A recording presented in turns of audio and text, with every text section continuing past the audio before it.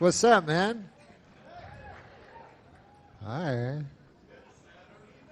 Yeah, man, it's live. It's Saturday night. You guys have a bunch of twinkly things. They didn't tell me everything before I got out here. They didn't tell me that there would be twinkling things.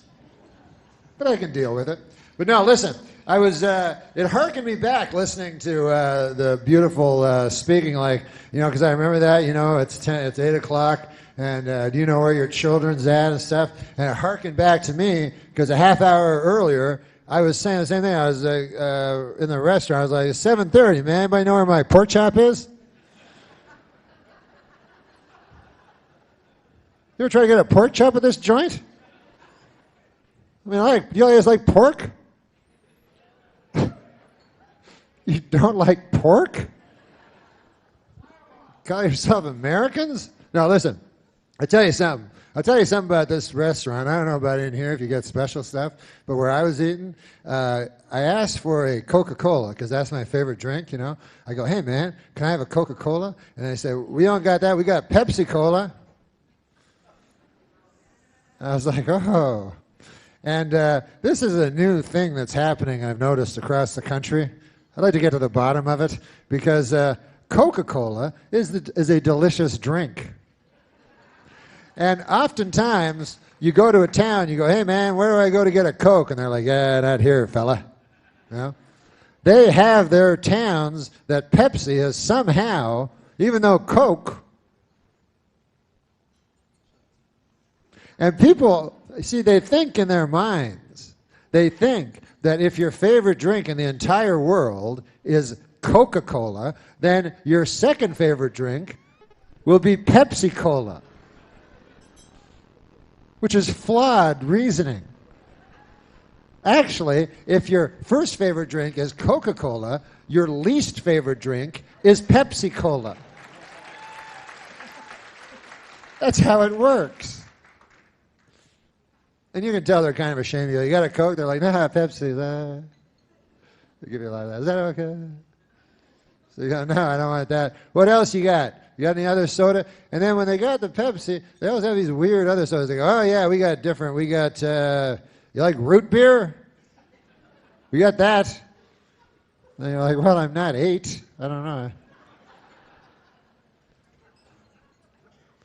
We got Diet Pepsi. Why are you even asking me that? I just said. We got Sierra Mist. Oh, I'm glad, man. I'm glad you brought that up. I was going to ask, but I didn't dare, you know, because every time I go, they don't have it. But that's my favorite drink. You know, you go to a restaurant, you go, hey, here's the whitefish. What do you want with that? You got any Sierra Mist? Give me that. What? No Sierra Mist. What kind of hen house horse shit is this? Trying to run a joint here? What kind of business? Honey, get your coat. I'll get the car. I'll bring the car around. You get your coat. No Sierra Mist. Can you believe these characters? Kind of a.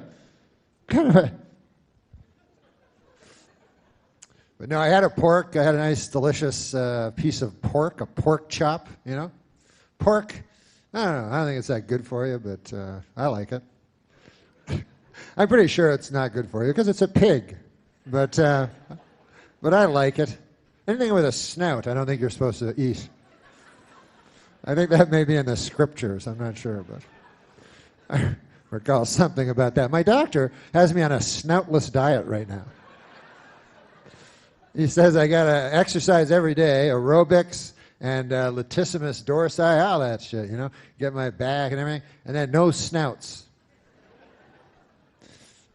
But no, my friend, let me tell you something. My friend, who is a vegetarian, she's a girl, you know, like all vegetarians are, and you know, I mean a lot of dudes, you know, but anyway, she was talking to me about the vegetarianism stuff, right? Now, have you ever had this experience where you think something's right your whole life, you know, and then in a moment, in a flash, you realize you've been wrong about everything you've ever believed ever. Not everything, but that one thing. By the way, if you ever wake up and you realize you've been wrong about everything in your entire life, That's not a good day then. You may as well go down to the rope store and buy yourself a length of rope. Then go down to the stool store, get yourself a nice stool. Then you go over to the notepad store, you buy yourself a notepad. Then you get a pen. You only really need 4 things. And must be hard to write those notes. You know, what, I'm supposed to write it on this little thing? Everything that drove me to end my life? I don't know where to start. But, anyway, what was I talking about? Oh, yeah, pork. No, because my friend who's a vegetarian, this girl, she was telling me, we always argue because she's a vegetarian and I am not a vegetarian. And so she has her opinions and I have my opinions. And I realized that her opinions are actually stronger than my opinions. Like she'll say to me, she goes, you can't eat, animals because they're God's creatures too, you know what I mean? And you shouldn't destroy another creature of our great God just so that you could have a frivolous meal that would not be necessary. You can't extinguish the life of and then I go, I like pork. That's my opinion. So that's not a good argument at all. So anyways, the upshot of it is that people can change, thank God, through the glory of God, people can come to changes in life.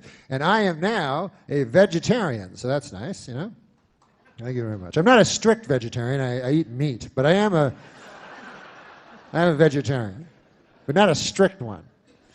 I only eat meat. You know what I don't like is vegetables. I can't eat those. I can't stand eating vegetables. So in the strictest term, strictest use of the word, strict, I'm not a strict vegetarian. But you know what she does, my friend that is a vegetarian? She makes this thing every Thanksgiving. I don't know if you've ever eaten this. It's called a tofurkey. Tofu, it's an unwieldy word. No one likes to hear it. But it's a turkey, but it's not really a turkey, Sounds like a turkey because it's got a lot of the same letters. But what they do is they take tofu, you see, and then they fashion it into the countenance of a turkey,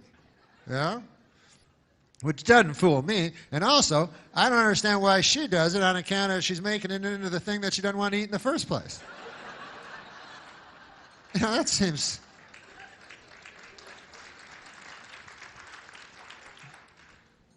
I would not do that, Like I'm against cannibalism, As you all know, as any of you know that follow me on the Google space, WW. I have gone across this country with my anti-cannibal stance, talking to people from one side of this great nation to the other. Every year I put my toe in the Pacific and I travel this great land with my anti-cannibal message. Mostly the young people. I try to educate the young people. I go to the schools and I go, listen. You might think that you're going to be the cool guy because you eat a dude friend of yours, And maybe you will for a couple of years, Maybe you'll be the big man on campus. Oh, that's Jim. He ate a fella.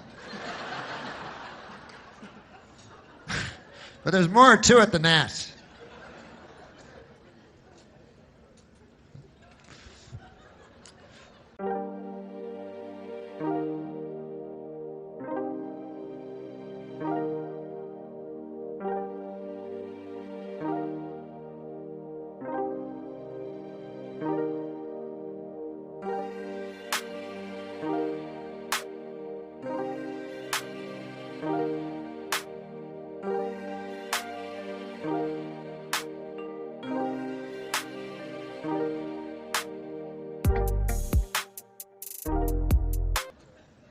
No, I use my time for you know what I do? I do a lot of charity work for things that people, I don't like arguing with people, when they have another opinion than me.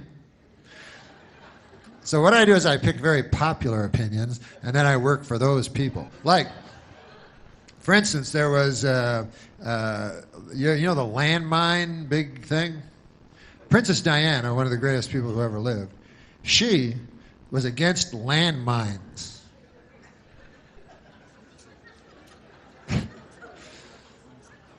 So tragically, she died, you know, before her landmine crusade really got rolling, you know.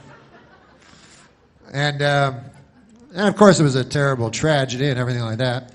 And then she died, and I am. Hey, how about this? Remember when she died, and then Elton John wrote that song for her, but it was the same song that he wrote for Marilyn Monroe. It seems like kind of a jip.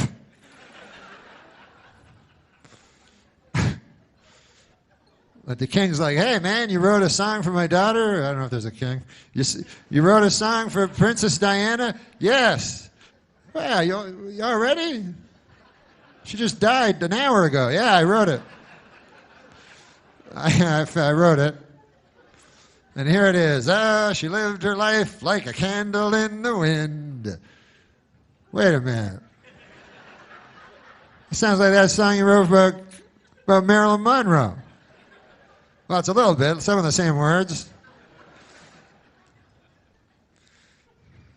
Well, why'd you do that? Because they're similar when you think about it. Come on. Marilyn Monroe, she was taking crazy drugs and promiscuous, running around. Man, you know, you never knew if she was going to live or die. She's just living her life crazy like a candle in the wind, you know. And Princess Di, she lived in a castle. But, you know, they're sort of the same. They were blonde. I got to go. But anyways, I forgot what I was going to say. Oh, that I am very against landmines. So I will go and I will make, I'll go to protests, you know, and I'll have a big sign that says, no more landmines. Because if you don't know about landmines, hey, you're educating me about stuff tonight. I'll educate you a little about landmines, you know, because there's many different causes, you know. And landmines are terrible. What they are is they put them underneath the earth, and then you step on them, and they blow you up. So I go there, and I protest against them. And what's fun about it is there's very few counter-protesters. You know, there's a couple of guys out there, but clearly these guys are in the pocket of the, you know, big landmine companies in this country, you know. I don't mean to get all Bill Maher on you or anything, but if you think that the landmine companies in this country care about you, the little person, they don't care about you. They care about blowing you up when you're not expecting it. That's how they make their money. No. But, no, I was going to say about, she makes this tofu. And what I was going to say was that as a anti-cannibal guy, it would never occur to me to do the same thing as she does with her tofurkey. I would not take all my delicious cheese sandwiches and fashion them into the shape of some old rotting corpse of some dude and then eat that. That would make it at least less tasty than the cheese sandwich itself, to me. Well, listen, it's easy to go around saying, hey, I'm against cannibalism. Oh, I'm anti-cannibalism. Look at me. I'm better than everybody else, you know. I know it's easy to say because I say it every day to people. But actually, when you think about it, you don't really know how you're going to, you know, how your cannibalism beliefs are going to stand up under when it comes up. Because you'll notice in life, cannibalism rarely comes up. There's always some cheese sandwiches around you can find, you know. But what about when you're in the Andes? Well, then all bets are off. You have to wrestle with your conscience because you're in the Andes. I don't even know why people go to the Andes, but they do. They go, hey, listen, travel agent, me and the wife, Ruth, you know Ruth, we're going, we got to get away from the kids again this year. We got to go to an island. We were hoping something on the other side of the Andes. Anything you got there? We just want to relax, lay on a hammock or something, and we want to go to a nice place that is separated from where we are now by the Andes. And got any small planes? We like flying in small aerofoils. In the dead of winter. You got anything like that? And they're like, yeah. So you get on the plane, and 20 minutes later you crash into a mountain, because everyone knows it's on the boarding pass. It says, layover, a mountain. So you crash into the mountain, and then, you gotta wrestle with your conscience, because, you're down there, and the guy in 24E is looking pretty delicious. And so days turn into weeks, and weeks turn into months. Months, you know how time works, right? I don't have to explain everything. Then becomes now. So and then you have to wrestle with your conscience because you're like, my conscience. And your conscience is very, if you don't want to wrestle with your conscience because, so, although it's not as hard as wrestling with an actual wrestler, I find. If you have your choice between wrestling with your conscience and wrestling with a professionally trained wrestler, I'd take the conscience because it doesn't even have arms. And for wrestling, the headlock is the biggest move. If you don't have arms. So anyways, you're wrestling with your conscience and you're like, oh man, should I eat that guy in 24E? I don't know. It looks pretty good, but I don't think it's right and all this stuff. And then time goes on and you get, and instead of just acting right away, which would probably be the smarter thing, you wait way too long and months pass and then you go crazy and then you go after Frank, that's his name, in 24E, and you're just, you're so hungry now, you're tearing into him, you're like, Frank, blood all over you and everything, Anyways, and that's the last. And this is what you don't want to happen at that point, is for the rescue plane to come over at that very moment, Well, you're like, what the? They're like, we have hamburgers and hot dogs here on the plane, and delicious cheese sandwiches, everything you want here. You're like, what?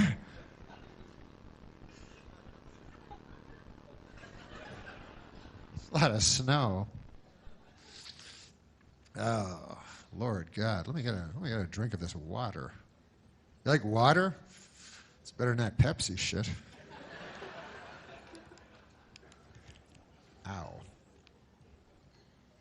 Water's good for you. What about guys? You ever just have guys that have their favorite water? They're like, Fiji, that's what I drink. Water, Fiji water. It's the most tasteless, colorless water of all. This one has 0 fat, like I'm a retard. Like I wouldn't be able to detect globules of fat in my water. It's cyanide free. No, but listen, man. I'm not afraid of no monsters, when you think about it, man, we spend most of our adult life petrified of monsters, And I'm just I'm saying enough, man. I'm not gonna live under the tyranny of these monsters that walk among us. If they get me, they get me. And some of them, I don't even know what's so scary about them. Like now they got a movie I've seen, Wolfman, which is very scary, right? A Wolfman, they got a movie, and it's like a werewolf. I think it's exactly the same. I'm not sure. I haven't studied it close enough, but I believe if a Wolfman came at you and stuff, you went, werewolf. People wouldn't go, it's a wolf man, you idiot. But my point is this. I am not afraid of a wolf man or a werewolf because when you think about what they are, they're half man and half wolf. So therefore, I am only half afraid of them as I am of a wolf. And there's no movie called The Wolf. See, if you got a wolf man, half the time he's a man. You can reason with him. You can sit down and have a cheese sandwich. But a wolf, man, you can't reason with a wolf. A wolf only wants to eat you. So I'm not afraid of a werewolf.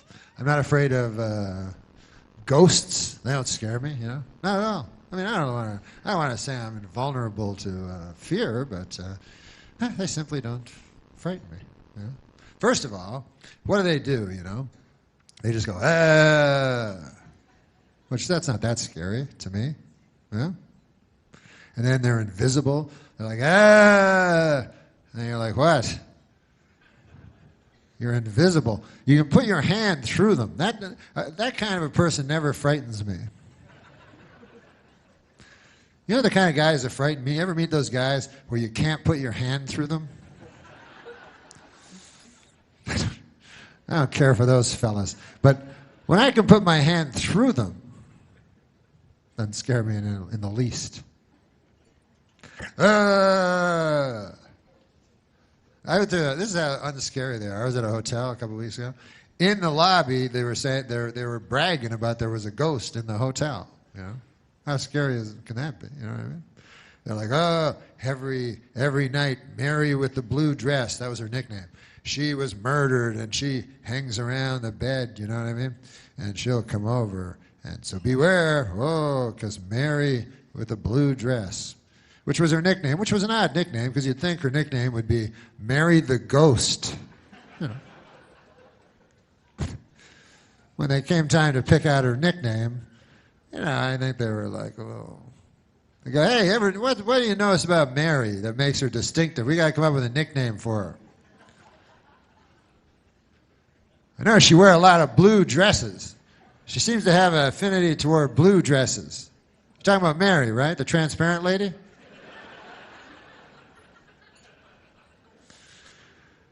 So I would call her Mary the Ghost, and anyways. And all they seem to do is complain, these ghosts. You ever know that? I was like, I can't, everything's wrong. They're never happy or nothing, you know? They're like, something bad happened to me, and if I don't get it cleared up, I have to travel all through the world in pain and sorrow, you know? And then I'm like, well, I do too, what the hell? At least you get to walk through walls and stuff.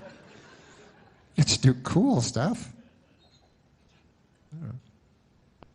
I think I'll have some more water. I love water.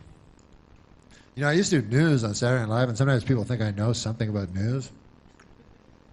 That's the funny part, because I don't know anything about news. And, I'll watch it on the TV, and I don't know what they're talking about, you know. And but I watch it all the time, you know. I'll turn on the TV, and then they go, welcome, the deficit. And I go, ha, ha, ha. I've heard that word before. Yeah, that's about all I know. But I watch it. You don't have to know about everything, you know. When I was young, you didn't have to know about anything. Now you have to know about everything. Everybody got an opinion and stuff. Yeah. Supposed to know about every single... One guy asked me a couple weeks ago, he goes, Norm, how do you feel about stem cell research? I was like, me? Why don't I tell you what, why don't I go to scientist school for 10 years, and then I'll come back here to this very spot, and I'll tell you what those 3 words mean.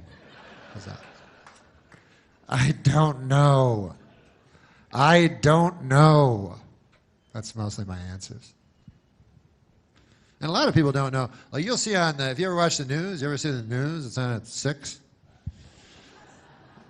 They show the news, right? And they'll have a question.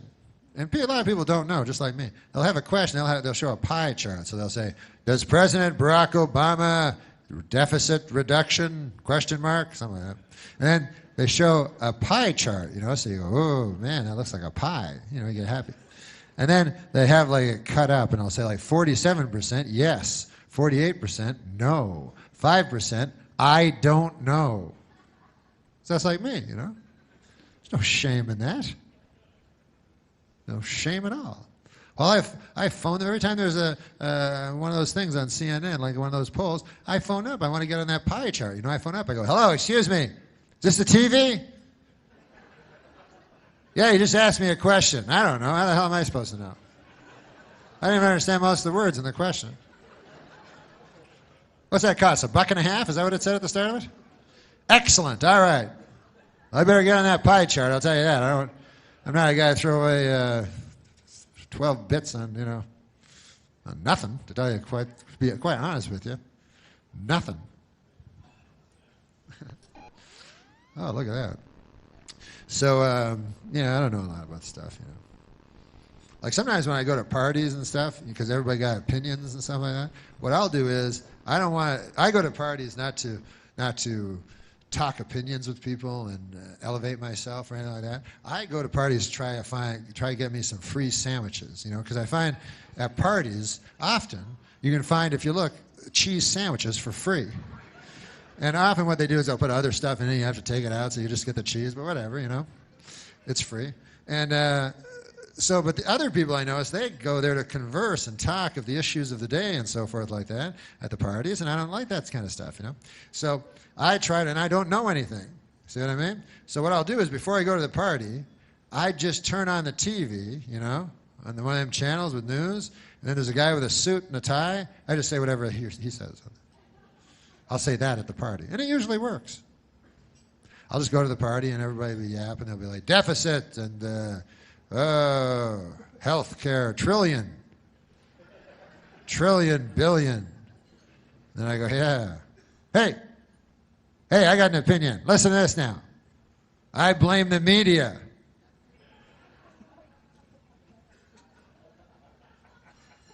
Because the media is not entirely without fault when you think about it. I mean, you can't just completely say that the media is... Anybody seen them sandwiches? The fellow over there was telling me there were sandwiches where they cut the crusts off and they're in triangles. The fellow over there. And he said they had toothpicks with frilly toothpicks in them. None of yous? Not a single one of yous. All right, fair enough. But I have a thing, I have a thing where I can judge guys that are at my own smartness level. You know what I mean? Because I don't know if you ever got caught talking to a smart guy. You ever have that happen to you? That's not a lot of fun. Like you're at a party and you're at that kitchen part where there's that big square thing. I don't know what it is, but you're all standing around, and then there's 5 of you and 3 of you leave, and it's just you and the smart guy, and the guy's got a pipe or something. He's like, anyway, how about that leader from the foreign country? What about his name? You're like, I'm going to go ahead and look for them sandwiches. But I'm coming back to talk to you. I'm not running away, if that's what you think. I'm not going to run out that side door right over there and run full speed down the street. Don't think that. No. So what I do, I have a very good, I can go to my own, you know what I mean? The people that are at my smartness levels. So if I'm in a party, right, I can go right into the party and immediately, like they say gay guys have gaydar, they can sense other gay people.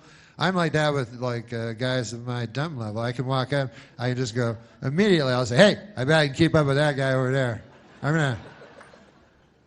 Then I make a beeline over for that character. And then we talk about, Jughead comics or something for a while. I don't know. We have a grand old time. And I try to pocket a couple of cheese sandwiches and take off. But it's hard to talk to anybody just in regular life, I don't know how to do it. Especially like one-on-one, like talking, It's so hard with people, like my friend was saying, you got to listen. That's the most important thing in a conversation. Listen to the person that's talking to you. But that's not enough, because eventually that other guy will stop talking. I'm good at that part. But, and then you go, oh, sorry, I forgot to think of something to say there. You keep talking, and the next time you stop, I'll say something. So you got to do 2 things at once. So you got to listen to the guy, everything he's saying, plus anything he says that you may know something about, you got to keep that in your head for when he stops talking. You know what I mean? So maybe he's yapping, and all of a sudden he mentions Fonzie or something like that, right? So then in the back of your head, you go, hey, wait a second, I know something about Fonzie. So as this idiot stops talking, I'll say my Fonzie thing. Excellent. Excellent. Doodly-doo, doodly-doo. Doodly doodly doo. Ah, peace. So this is what it feels like, huh? Doodly doo. And then maybe the guy changes the subject. You're like, whoa, whoa, whoa, whoa! Hold on a second there. Wait a minute. No, it's interesting what you're saying now. It's interesting. Hey, but what about then? Remember then? It was earlier? And now? You were talking about Fonzie. Yeah, anyways. Interesting thing about Fonzie is this. It's not his real name. Arthur Fonzarelli. That's a true fact, man. You can Google that up on the W. All right, you talk for a while now. You know, it goes on from there. But I don't know. The news, I mean, some of the news I understand, you know, like, but that news isn't real news, you know what I mean? It's just odd, crazy, like Tiger Woods, who's still in it, you know, in this tournament, which is depressing for me because I like Tiger and stuff. And then, you know, Tiger victimized himself, first of all, his family, but and all these women and everything. But he also victimized the golf fan, me. You know what I mean? The guy, I believed in him and I trusted him, and so it was kind of sad for me because I don't care if a guy wants to lie down with ladies and stuff like that. You know, I understand that's a thing guys like to do, but I don't like hypocrisy. You understand what I'm saying? I don't like a hypocrite. And to me, Tiger, when I was watching him, he always presented himself to me as a golfer. You know? I always thought he was a great golfer. I watched him my whole, you know, life. And he'd be in the sand hitting it out, and then the golf ball would come real close, you know what I mean, to the hole. And then he'd put it in and go like that and everything. So I was all happy. I go, man, that guy's a golfer. People would ask me, who's Tiger Woods? I go, he's a golfer. Right? Now, I had no idea he was leading this double life where by day he was a golfer and by night he was laying down with ladies.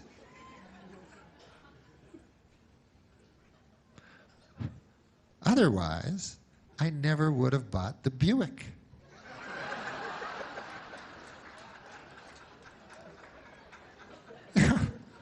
Now I'm driving around a Buick.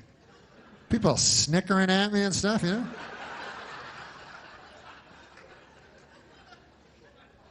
Whatever. No, but he's a sex addict, and that's a hard one. I imagine that's a tough one to kick. Wouldn't that be the worst, like those meetings, like a sexaholic, if they have those meetings, what do they call them? They always say aholic. It only really works with alcohol. Like sex, AA, yeah, for sex. That would be a weird, I don't know how that would go. But, you know, if you haven't had sex for like a year or something, and then you don't want to hear about some guy's relapse. You know? Guy's like, I've been weak. Oh, no, you don't have to tell us. I met her in a bar. She was gorgeous. Please. You have to hug the guy. That's too bad. That's terrible. Well, we all, whatever. But I don't even know if sex, I don't even know if that's a thing. I don't know, you know. It's weird to me because if you're an addict, if you're a heroin addict, you're addicted to heroin. The more heroin you do, the more addicted you are. Booze addict, you're addicted to booze. More booze you do, bigger addict you are, you know. So to me, if you're a sex addict, let's say, you know, sometimes you meet these guys like, hey, man, this guy's 70 years old, and he's been married since he was 20. Still happy, still have a healthy sex life, still has sex with his wife, you know, every week or so, you know. Then wouldn't you think, that guy's a sex addict? He is a sex addict to such a degree that he's willing to have sex with a 70-year-old lady.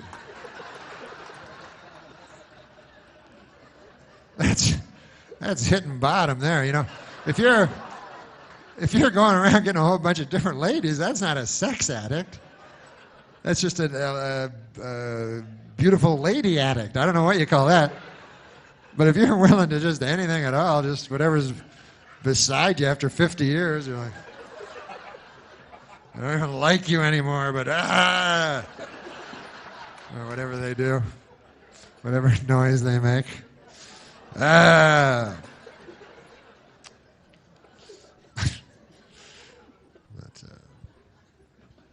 man, I don't like those news stories that's scary either, man. That's why I don't like watching the news no more. Because when I was a kid, just news stories be real stuff, you know, like about the world or whatever. But now they'll have little personal stories that have nothing to do with nobody, and they present it as the news, you know, and then you don't want to see them, you know. And I noticed that the latest one, they all seem to have, the show will open the news, and there'll be a guy with a suit and a tie, so you know he's a newsman. And he goes, hey, our top story tonight, a lady has vanished. And you're like, oh, yeah? And they go, yes, she's gone. Oh, yeah? Do I know her? No. You never heard of her, but we're going to tell you about her. We got Bill. He's on the outside. They have one guy inside, one guy outside. Bill, what's going on? And then Bill's outside. He's like, yeah, the lady vanished. Her name was Janice, and nobody can find her hiding her hair of her car. Was found in the car is fine. It's in the Burger King lot, but we can't find the lady. All right, back to you. And, you know, so then you're at home. You go, well, I don't give a damn on account I never knew her in the first place. How can I possibly care? As a matter of fact, I'm happy it's her and not someone I know. So, but then they go, we'll tell you about it. You go, no, that's cool, you know. I don't really want to know. But they can't help themselves, you know. They go, here she, oh, hey, Bill, you still outside? And he's like, yeah, of course. And they go, we understand you have some friends, a Janice, to tell you about. Yes, we've been talking to some of her friends anyways. Turns out she's a good lady.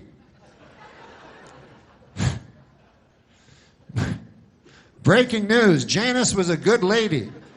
And we got some of her friends here going to talk about it. And then they show a lady and says, Janice's friend. And she says, oh, Janice, man, she was the greatest. She was the kind of person where you could walk into a room and she would light up the whole room. You know, it was amazing. She didn't have a light or nothing like that. She would just somehow, through sheer tyranny of will, she could make a room light up. Some of us thought it was supernatural, but.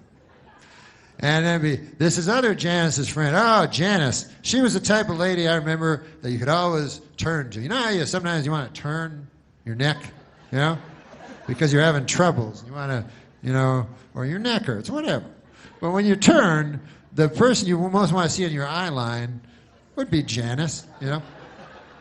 And then if you say Janice's other friend that wasn't one of the first two. Well, Janice, she's the kind of person, you could be talking to your best friend the whole world, you know, and then Janice comes in and goes, screw you, I'm talking to Janice. You know, you go over to Janice. She's a better person than you. It's Janice. And so then at home, you start to get invested in Janice. You start liking her, you know what I mean? And every day they show you more about Janice, you know, and they show different home videos of her, and you're like, hey, honey, look. Oh, I like that hat she's wearing. She's eating a piece of pizza. You know, and you start really liking her, you know. You go, man, that lady's nice. I'd like to meet her one day. I forgot she vanished. Oh, well, they'll find her. I'm sure of it. Then you get hope, you know, and all you can think about is Janice. You know? Your feverish dreams are commanded by Janice's spirit, you know. You can't even think right, you know. And every day you're turning on the news, man, what's going on with Janice? And they keep going, telling, you know, and things progress, you know. And Bill's still outside, and he's like, we're still looking. It's been 3 weeks now, but as we speak, everyone's combing the woods behind me as we speak. And then you're at home. You go, oh no, not the woods. You don't like to hear that. Nothing good ever happens in the woods. I've seen enough of these stories to realize that Janice is not going to come bounding out of the woods anytime soon. It's like, hey, what's going on, everybody? I was just taking a stroll through the woods. What's going on? Why are you taking pictures of me anyway? What's going on? Now, if they find you in the woods, generally, they find you in one spot. As a matter of fact, exclusively, every time, if you're found in the woods, you're found in a shallow grave. That's the way it works. I don't know why, but I've seen enough Bill Curtis specials to know that shallow grave is where you want to end up. Certain things you don't want on your death certificate. One would be shallow grave.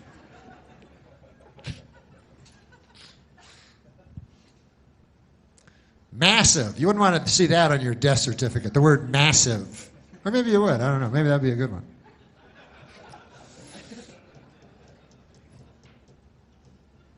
What about complications? That's the one that always confused me. I'm like, what the fuck? You go, hey, Doc, would my dad die again? It's complicated. It's complications. He died from them. Well, how'd that work? You told me it was going to be a simple operation. Yeah, we thought it was. You're not a doctor, are you? It looked simple in the book. But once we had cut him open, man, a lot of red stringy stuff in your dad. Very complicated when you get in there, really. Well, anyways, goodbye. So, yeah, you don't want to see shallow grave in any of your, in any of the Fourth Estate's account on your being dispatched. So, and also, doesn't it seem a little rash, a shallow grave, Like after all their planning, these serial killers, they're supposed to be so cunning, so diabolical according to the TV movies I've seen. And doesn't it seem a little rash at the end that all of a sudden it's just shallow grave, It's just, wouldn't you think they'd go to a little, yeah? There's like, there you go, a couple of leaves and a twig. Doesn't look like Janice. I don't remember Janice having twigs and leaves all over. Nobody will find her. A Boy Scout ain't going to stumble over her tomorrow morning, I know that much. I'm going home and await the authorities. And then they go home. Now, I would, if I ever did that, and I would never slaughter and kill a woman. I want you to know that. I know I say that now. Who knows? Can't predict the future, but I know there's not a river long enough that does not contain a bend, but I believe right now I would not slaughter a woman. And maybe it's just vanity talking. The scriptures say that man is mostly vanity. But in my vanity, I do not believe I would do it, But if I did do it, if I somehow snapped, because who would ever know, I would plan it out. I'd be very, very careful about it, But I would track the lady, because there's still a stigma, even in today's enlightened society, when you slaughter a lady. So I would track the lady. You understand? I would find out. This is what you got to do. You got to find out her habits. Like maybe you go, hey man, I know she goes to that cheese sandwich store every day. And when she comes back, she's got a big paper bag of stuff. I'll bet you anything, there's cheese sandwiches in there. Right? So then you put that up in your head. Lady likes cheese sandwiches. It's one piece of information. But you take your time, Then you notice, you see another pattern. You go, hey, every Wednesday night, that lady goes down to the gymnasium and plays basketball with other ladies, which is fine nowadays. So, what I would do is I would stand outside of the gym, and she'd come out there all sweaty with a ridiculously tricolored ball, and she'd be finished her game, and then where would I be? I'd be standing at the other side of the parking lot, and in my hand, what do you think would be resting but a cheese sandwich, right? So then she'd go, hey, what's in your hand? I go, what, nothing? She'd go, yeah, there's something in your hand. I go, there's nothing in my hand. I don't know what you're talking about. She goes, there's something in your hand. I'm not blind. I see something in your hand. I go, there's nothing in my, oh yeah, this. Oh no, it's just a cheese sandwich. What, why, you like them or something? I got a whole bunch in that van over there. Yeah, that craziest looking van you've ever seen in your life. It's right over there. You want to go through it? You want to get some? And by the way, if you ever do this, and I don't think you ever should, you don't have to have cheese sandwiches in the van. Unless you're proud of your detailed work or something like that. I don't want you to go, if you're a frugal serial killer, I'm the last that would advise you to throw away all kinds of money on cheese and double the amount on bread,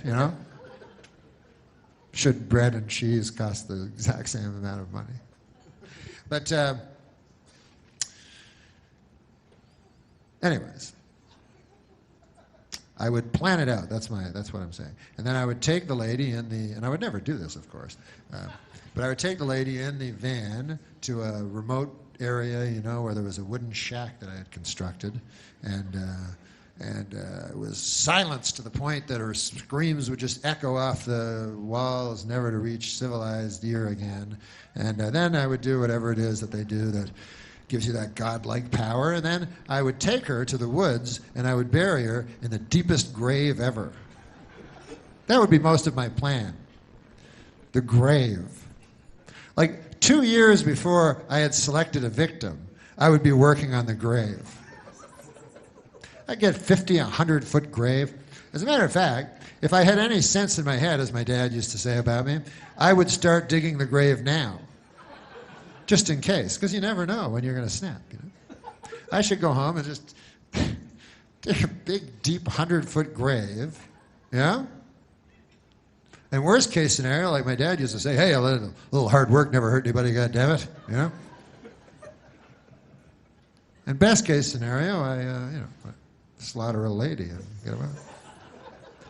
If you're gonna slaughter a lady, and I'm completely against it, it's much better to slaughter a lady and get away with it than slaughter a lady and not get away with it. That's just I don't know, because I've not done either. I would have to talk to one of you that have done both to really get an answer. But I would suspect, like anything, not getting caught, is the better choice than getting caught.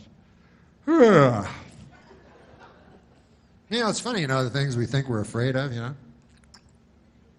because the things we're really afraid of in life, like monsters, and serial killers and terrorists and stuff like that, they ain't going to do nothing, Like, what's the chances, really, you know what I mean? But you're always afraid, like earthquake or something like that, tsunami, I was afraid of this crazy stuff.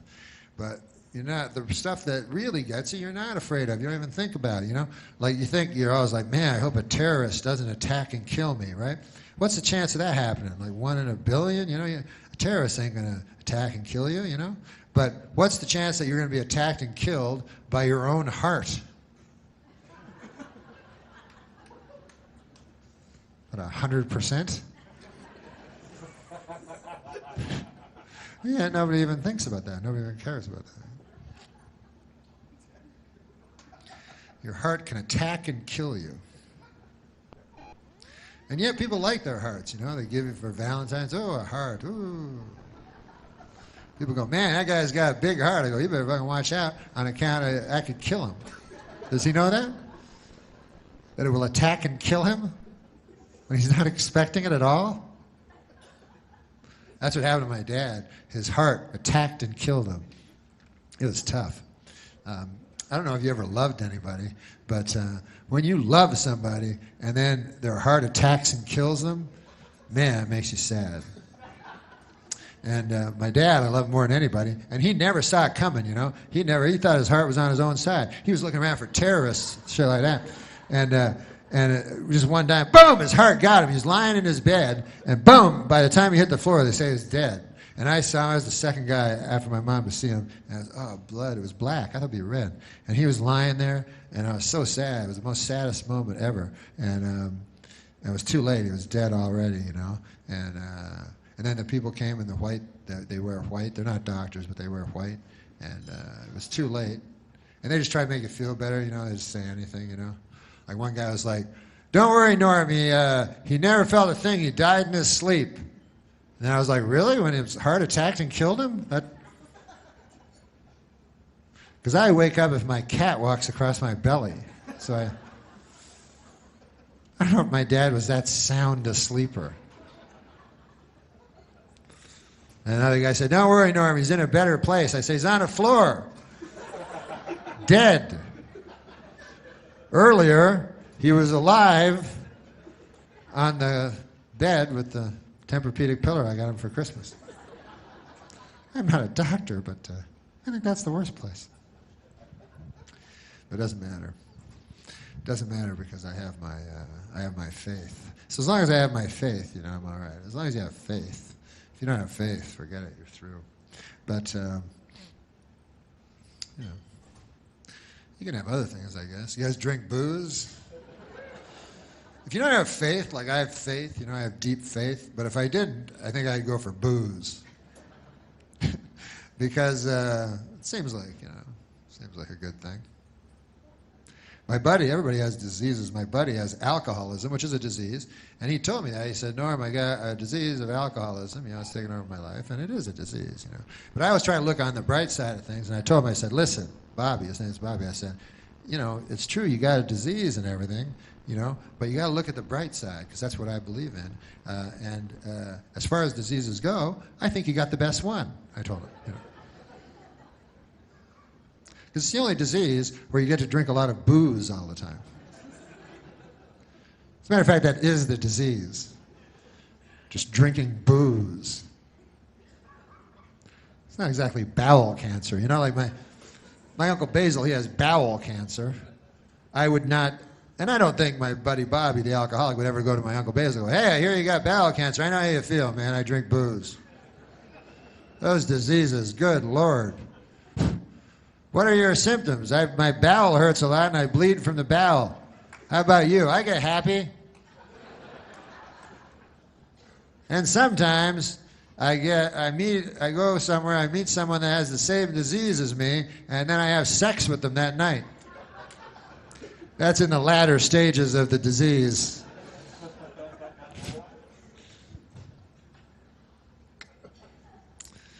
But listen, man, I'm just an old chunk of coal, you know?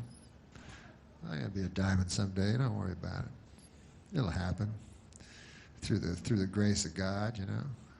You guys like God? I mean, you do God's work, you know, even if you don't know it.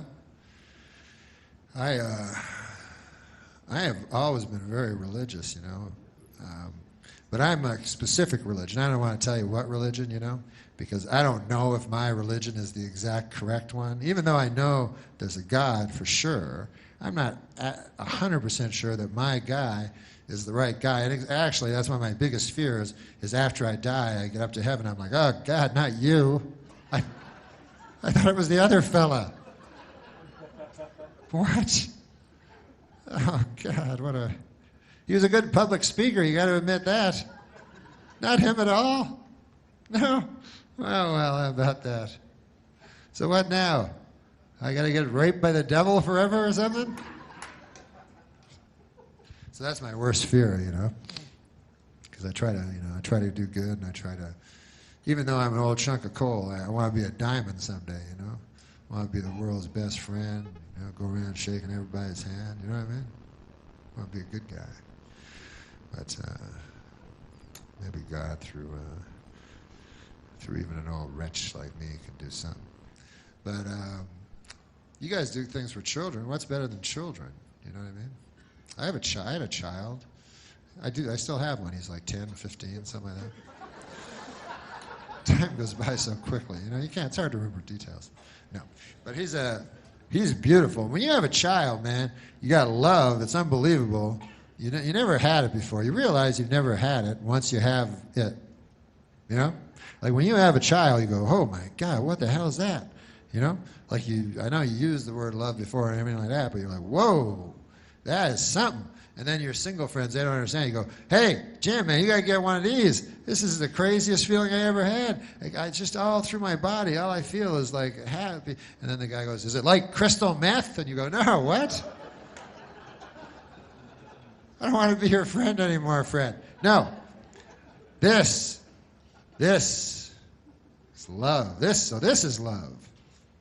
And then actually, sometimes this is the flip side of it, the bad moment, because you said earlier that you loved other things before you saw this, you know, which is what you really love. And so there's always a bad moment when you're looking at that, and then you look over at your wife. You ever do that? You're like, oh, look at this. Ah, I love. That's love. Oh. Hey there, lady. What's going on there? Yes, this is it. And it makes sense, because it's pure and doesn't lie, and it's you, and it's your blood and your DNA, and your Aunt Hazel's nose part right there, and everything. And so how can that compete to some lady that you met in a bar one night? How can that possibly compete with that? So anyways. The children.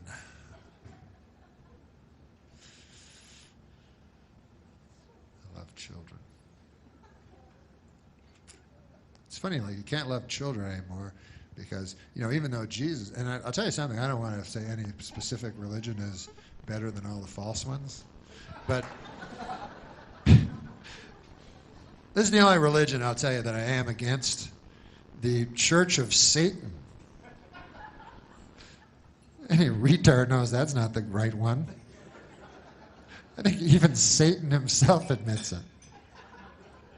Anyway. So Jesus was, that's one of the only, I think it's the only religion that puts children at the core, of their religion, They love children. So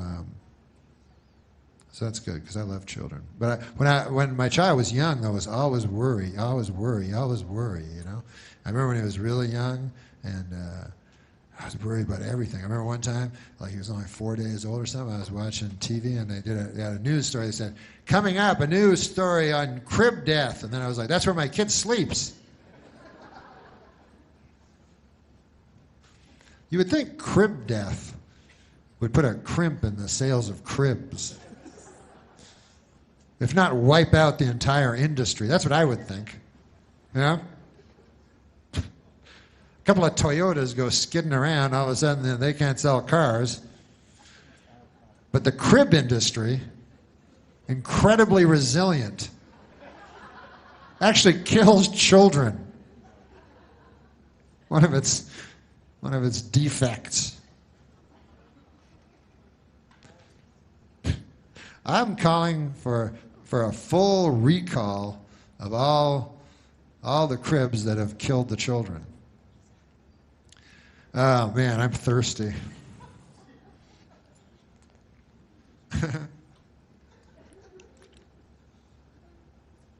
La la la la la la la. So yeah. So I'd probably drink if I wasn't a person of faith, I'd probably drink a lot of booze and stuff like that. That'd be fun. You gotta do something, And I don't like drinking though. You ever drink those little shooters that are really like powerful and they have like sex names? They have like filthy names. You know what I'm talking about? So they'll have like sex on the beach. You know what I mean? And so I don't know why they name them like that. I guess because people are drunk and they're like, hey, maybe if I drink that will happen to me. But, of course, if you have a night of drinking, you're not going to end up having sex on the beach. That's never happened in the history of recorded time.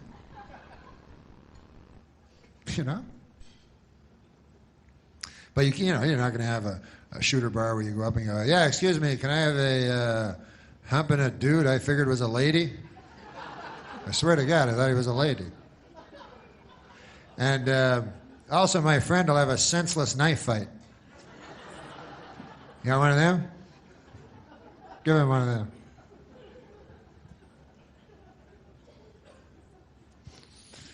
But,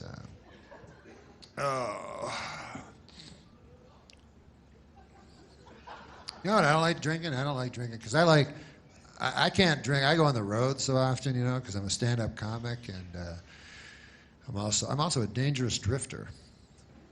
So my hobby and my work dovetail very nicely. I drift from town to town, across this great nation, and I do some stand-up comedy. So I'll be in a town, and the policeman feller will say, "How long you in for?" He won't know that I do stand-up. He just knows me as a drifter. He goes, "I see you're in town, huh?" I go, "Yeah." He goes, "How long you gonna be here?" I go, "Just till Monday." "Yeah, I work down there. I got a job, see? I got a job." "Well, you can ask Vic." "I'll be asking Vic. And I want you out of here Monday morning the time you say you're going to be out of here." "I will, sir, I will." And off I go. But what I was going to say was that, as I travel this great nation, you know what I would like to do, actually, is if there is a Great Depression, is that coming, by the way? Because you guys seem to know more than me. Like, will there be a Great Depression? Like, will I be carrying around at some point a stick with a thing on the back of it?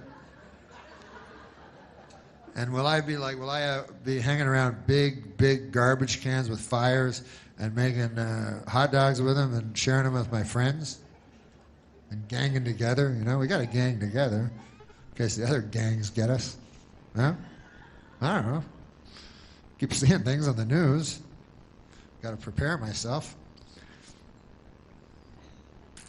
What about those things you see on the commercials where you go, I think everything's like retarded now because something's happening weird, Like you ever see where they'll go like, have a guy in the commercial and he goes, "Hey, you like gold?" And you go, "Yeah." You go, "You ever think of getting gold? Keeping it? It's worth a lot of money." And you go, "Yes, of course I've thought of that ever since I was 5. Daffy Duck. I first thought of it when I watched Daffy Duck when I was 5. Well, you should get gold. I'm G. Gordon Liddy, and I broke into the Watergate Hotel. You like gold?" I don't even know why the guys.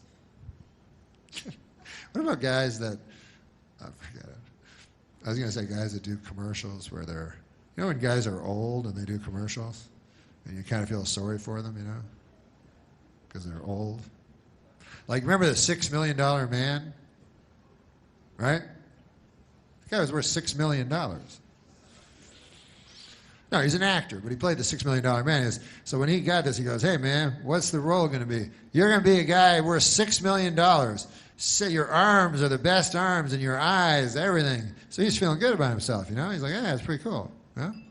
Because a regular man is not worth $6 million. You'd be surprised to know this, but an actual regular person, if you just took them down to their trace elements, you know what a human body's worth? It's only worth like a couple of $100,000.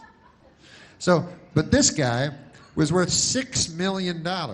So now, anyway, I seen him on the commercial. He sells the bionic ear. So this is kind of sad to me, that he was at one time, Hollywood $6 million man, and now he's like, "I don't hear too good. You want to buy this? The bionic ear." And of course, you get gypped because you think of the bionic ear from the show, where it was like, do, do, do, do, do, do, do, and you could hear from a long way away. You know how you could tell the bionic man was fast, by the way? This is kind of a neat trick they did that seems very counterintuitive. But at the start of the Bionic Man, they'd show a collage of how powerful he was. To show how fast he ran, they would show him running in slow motion. So he'd be like this, da, da, and you go, "God damn, that guy's fast." You go, "Man, I wish I could run that fast. How does he run that fast?" Anyways, I always feel sorry for those guys that have to do that. What about those guys that have to they get so old, they do those commercials for old guys that can't get insurance and stuff? That's a bad job. Ed McMahon had it for a while, then he died. After that job, generally you die. But because they pick an actor that's going to die soon, so you can relate to that. But so now it's Alex Trebek or something, but it's always like, and they're trying to get old people, really old people, to get insurance that it appears they shouldn't be entitled to. And so it's always like, "Hey, have you never been accepted once? Everybody decline you because you're so close to death? Anyways, We want you. I don't know why, but it's costs $2 a year, and we don't make a lot of money, I'll be honest with you. My father started the business, and he was worth $6 billion 6 years ago, and he blew it all with this ridiculous venture. Anyways, so listen, guys, in honor of the children, because, hey, the children are our future, and I believe that. I don't really believe that because they told me that when I was a kid, and it didn't work out. But I will tell you a joke that a kid told me in a sick kid's hospital. He told me this joke, and he promised me to tell you. And he's going to see a Savior before mine, probably. Who knows? But his joke is this. This is his joke. He goes, it's a funny joke, and then I'll leave you. But you guys have been great. Thank you so much. So here's the joke. The joke is this. A dog walks into a telegram office, Western Union, I'm supposing.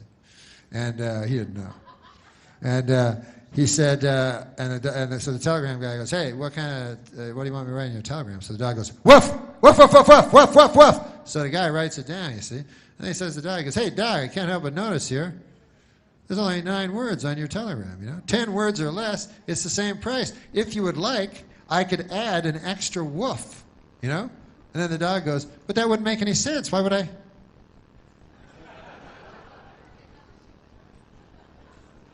Most of his brain stem was gone. He wasn't making a lot of sense.